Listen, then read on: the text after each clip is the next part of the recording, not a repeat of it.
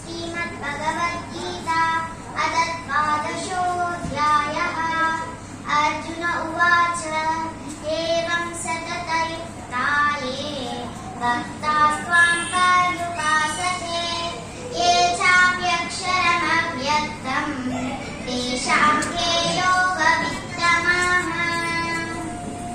श्रीभगवानुवाच मय्यावेश्य मनो ये मां नित्ययुक्ता उपासते श्रद्धया परयोपेता ते मे युक्ततमा मताः।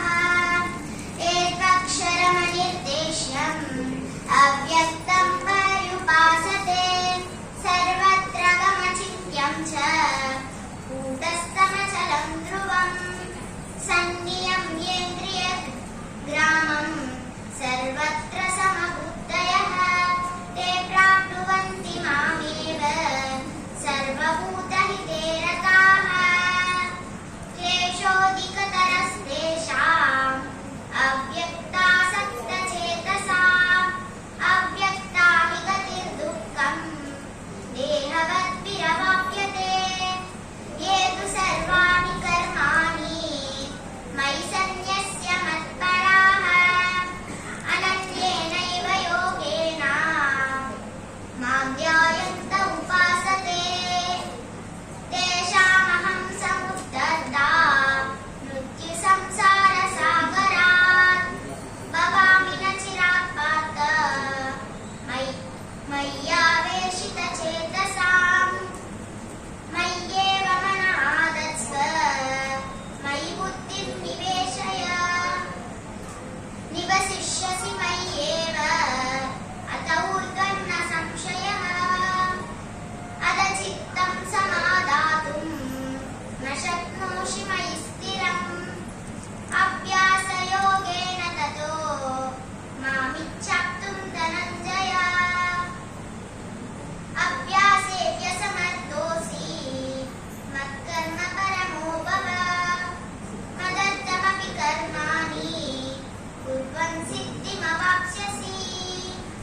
अदैतदप्यशक्तोऽसि कर्तुं मद्योगमाश्रितः सर्वकर्मफलत्यागं ततः कुरु यतात्मवान्। श्रेयो हि ज्ञानमभ्यासात् ज्ञानाद् विशिष्यते ध्यानात् कर्मफलत्यागात् त्यागात् शान्तिरनन्तरम्। अद्वेष्टा सर्वभूतानां मैत्रः करुण एव च निर्ममो निरहङ्कारः समदुःखसुखक्षमी सन्तुष्टः सततं योगी यतात्मा दृढनिश्चयः।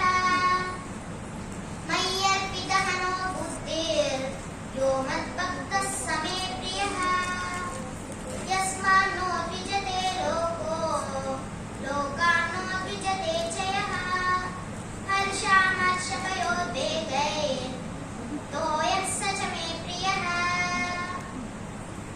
अनपेक्षः शुचिर्दक्ष उदासीनो गतव्यतः सर्वारम्भपरित्यागी यो मद्भक्तः स मे प्रियः।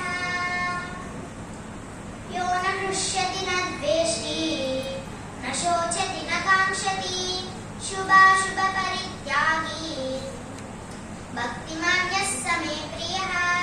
समशत्रौ च मित्रे च तथा मानापमानयोः शीतोष्णसुखदुःखेषु समः सङ्गविवर्जितः।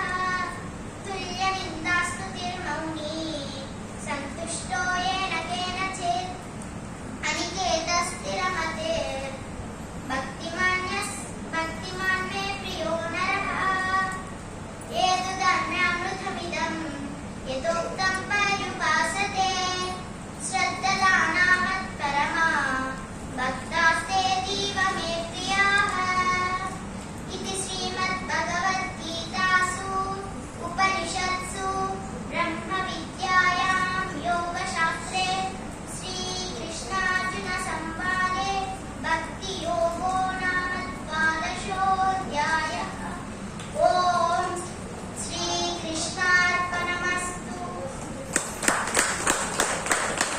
ఈ చతుర్థి నాడు వినాయకుడు ఉత్సవానికి వచ్చే వాళ్ళు తక్కువ కనిపిస్తారు.